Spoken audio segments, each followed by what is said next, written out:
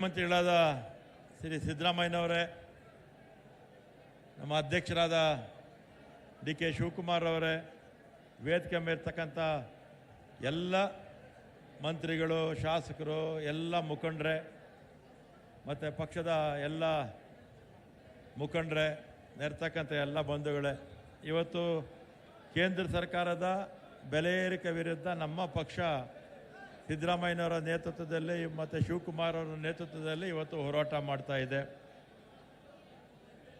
BJP ಪಕ್ಷ ಅವರು ಕೂಡ ಜನಾಕ್ರೋಶ ಕಾರ್ಯಕ್ರಮವನ್ನು ಮಾಡ್ತಾ ಇದ್ದಾರೆ. ಸುಮಾರು 4-5 ದಿವಸದಿಂದ BJP ಅವ್ರಿಗೇನಾದರೂ ಮಾನ ಮರ್ಯಾದೆ ಇದ್ದರೆ, ನಾಚಿಕೆ ಮಾನ ಮರ್ಯಾದೆ ಅನ್ನೋದು ಏನಾದರೂ ಇದ್ದರೆ ಕೇಂದ್ರ ಸರ್ಕಾರದ ವಿರುದ್ಧ ಹೋರಾಟ ಮಾಡಬೇಕು ಅವರು. ಯಾಕಂದರೆ ನರೇಂದ್ರ ಮೋದಿ ಅವರು 2014ರಲ್ಲಿ ಪ್ರಧಾನಮಂತ್ರಿ ಆದರು. ಅದಕ್ಕಿಂತಲೂ ಮುಂಚೆ BJP ಪಕ್ಷ ಗ್ಯಾಸ್ನ 200 ರೂಪಾಯಿ ಕೊಡ್ತೀವಿ ಅಂತ ಸುಳ್ಳು ಹೇಳಿದರು ಜನಕ್ಕೆ, ಪೆಟ್ರೋಲ್ನ 40 ರೂಪಾಯಿ ಕೊಡ್ತೀವಿ ಅಂತ ಹೇಳಿದರು, ಡೀಸೆಲ್ನ 30 ರೂಪಾಯಿ ಕೊಡ್ತೀವಿ ಅಂತ ಹೇಳಿದರು. ಇವತ್ತು ಗ್ಯಾಸ್ ಬೆಲೆ 900ಕ್ಕಿಂತಲೂ ಜಾಸ್ತಿ ಆಗಿದೆ. ಮೊನ್ನೆ ತಾನೇ 50 ರೂಪಾಯಿ ಜಾಸ್ತಿ ಮಾಡಿದ್ದಾರೆ. ಪೆಟ್ರೋಲ್ ಬೆಲೆ 102 ಇದೆ, ಡೀಸೆಲ್ ಬೆಲೆ 92 ರೂಪಾಯಿ ಇದೆ. ಮತ್ತು ಪ್ರಧಾನಮಂತ್ರಿಗಳು 2014ರಲ್ಲಿ ನಿಮಗೆಲ್ಲ ಜ್ಞಾಪಕ ಇರಬೇಕು, ಚುನಾವಣೆ ಪ್ರಚಾರದಲ್ಲಿ ನಾಳೆ ನೀವು ಓಟ್ ಹಾಕೋಕ್ಕೆ ಹೋಗ್ತಾ ಇದ್ದೀರಾ, ಗ್ಯಾಸ್ಗೆ ನಮಸ್ಕಾರ ಹಾಕ್ಬಿಟ್ಟು, ಗ್ಯಾಸ್ ಅವಾಗ ಬೆಲೆ 400 ರೂಪಾಯಿ 10 ರೂಪಾಯಿ ಇತ್ತು ಅಂತೇಳಿ ಗ್ಯಾಸ್ಗೆ ನಮಸ್ಕಾರ ಹಾಕ್ಬಿಟ್ಟು ಹೋಗಿ BJPಗೆ ಓಟ್ ಹಾಕಿ ಅಂತ ಹೇಳಿದ್ರು. ನರೇಂದ್ರ ಮೋದಿಯವರು ಇದನ್ನೆಲ್ಲ ಕೂಡ ಮರ್ತು ಬಿಟ್ಟಿದ್ದಾರೆ. ಇವತ್ತು 900ಕ್ಕಿಂತಲೂ ಹೆಚ್ಚು ಗ್ಯಾಸ್ ಬೆಲೆ ಆಗಿದೆ. ಯಾರಿಗೆ ನಮಸ್ಕಾರ ಹಾಕಬೇಕು ಅಂತ ನರೇಂದ್ರ ಮೋದಿಯವರೇ ಇವತ್ತು ಹೇಳಬೇಕಾಗಿತ್ತೆ. ನರೇಂದ್ರ ಮೋದಿಯವರು ಬರೀ ಗ್ಯಾಸು, ಡೀಸೆಲ್ಲು, ಪೆಟ್ರೋಲಿ ಅಲ್ಲ, ದಿನನಿತ್ಯದ ಎಲ್ಲ ಅಗತ್ಯ ವಸ್ತುಗಳು ನಾವು ಯಾವ್ಯಾವುದು ಉಪಯೋಗಿಸ್ತೀವೋ ಎಲ್ಲ ಅಗತ್ಯ ವಸ್ತುಗಳಿಗೆ GST ಹಾಕಿದ್ದಾರೆ. GST ಹಾಕಿ ಗಾಳಿ ಬೆಳಕು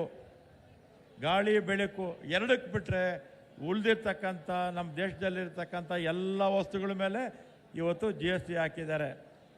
ಅದರಿಂದ ಪೆಟ್ರೋಲು ಮತ್ತು ಡೀಸೆಲ್ ಮೇಲೆ 36 ಲಕ್ಷ ಕೋಟಿ ಸೆಸ್ ಹಾಕಿದ್ದಾರೆ ಇದುವರೆಗೂ ಕೂಡ. ಅದರಿಂದ ಬೆಲೆ ಏರಿಕೆ ಮಾಡಿರೋದು ನಾವಲ್ಲ, ನಮ್ಮ ಪಕ್ಷ ಅಲ್ಲ, ನಮ್ಮ ಸರ್ಕಾರ ಅಲ್ಲ.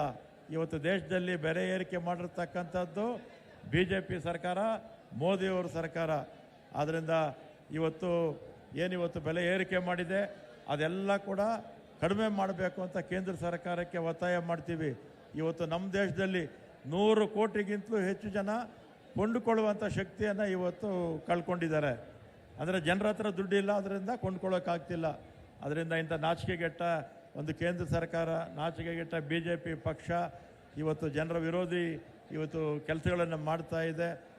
ಇವತ್ತು ನಮ್ಮ ಪಕ್ಷ ಈಗಾಗಲೇ ಎಲ್ಲರೂ ಹೇಳಿದ್ದಾರೆ, ನಾವು ಸಾರ್ವಜನಿಕವಾಗಿ ನಮ್ಮ ಚುನಾವಣೆ ಸಂದರ್ಭದಲ್ಲಿ ಏನು ನಾವು ಘೋಷಣೆ ಮಾಡಿದ್ವೋ ಆ ಎಲ್ಲ ಘೋಷಣೆಗಳನ್ನು 13ರಿಂದ 18ರವರೆಗೂ ಮಾಡಿದ್ವಿ. ಮೊನ್ನೆ ನಡೆದಂಥ ಚುನಾವಣೆಯಲ್ಲೂ ಕೂಡ ಪಂಚ ಗ್ಯಾರಂಟಿಗಳನ್ನು ಅತ್ಯಂತ ಯಶಸ್ವಿಯಾಗಿ ನಮ್ಮ ಸರ್ಕಾರ ನಡ್ಕೊಂಡು ಹೋಗ್ತಾ ಇದೆ. ಕೇಂದ್ರ ಸರ್ಕಾರ ಈಗಲಾದರೂ ಕೂಡ ಏನೋ 100 ಕೋಟಿ ಜನ, 140 ಕೋಟಿ ಜನ ಇದ್ದಾರೆ.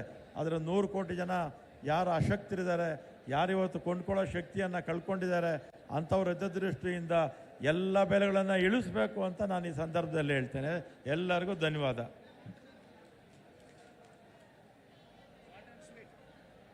ಸನ್ಮಾನ್ಯ ರಾಮ್ ಲಿಂಗಣ್ಣ ಸಾಹೇಬರಿಗೆ ಧನ್ಯವಾದಗಳು. ಕಾರ್ಯಕರ್ತರಲ್ಲಿ ಮನವಿ, ದಯಮಾಡಿ ಸ್ವಲ್ಪ ಶಿಸ್ತನ್ನು ಕಾಪಾಡಬೇಕು, ಸೈಲೆಂಟ್ ಆಗಿರಬೇಕು ಅಂತ ಹೇಳಿ ಮನವಿಯನ್ನು ಮಾಡ್ತಾ ಇದ್ದೀವಿ. ಇಲ್ಲಿ ಮಾಧ್ಯಮದವರಿಗೆ ಅಡ್ಡ ನಿಲ್ತಿರ್ತಕ್ಕಂಥವ್ರು ದಯಮಾಡಿ ಯಾರಲ್ಲಿ ಅಡ್ಡ ನಿಲ್ತಿದ್ದೀರಾ ಪ್ಲೀಸ್, ಅಲ್ಲಿ ಯಾರು ಅಡ್ಡ ನಿಲ್ತೀರಾ ಸ್ವಲ್ಪ ಹಿಂದಕ್ಕೆ ಹೋಗಬೇಕು. ಅಭಿಲಾಷ್ ರೆಡ್ಡಿ ದಯಮಾಡಿ ಅವರೆಲ್ಲ ಕಳಿಸ್ಕೊಡ್ರಿ ಹಿಂದಕ್ಕೆ ಸ್ವಲ್ಪ. ಈಗ ಸಭೆಯನ್ನು ಉದ್ದೇಶಿಸಿ ಶಿವಾಜಿನಗರ ವಿಧಾನಸಭಾ ಕ್ಷೇತ್ರದ ಶಾಸಕರಾದಂಥ ರಿಜ್ವಾನ್ ಅರ್ಷದ್ ಅವರು 2 ನಿಮಿಷ ಮಾತನಾಡಬೇಕು ಅಂತೇಳಿ ಮನವಿಯನ್ನು ಮಾಡ್ಕೊಳ್ತೇನೆ.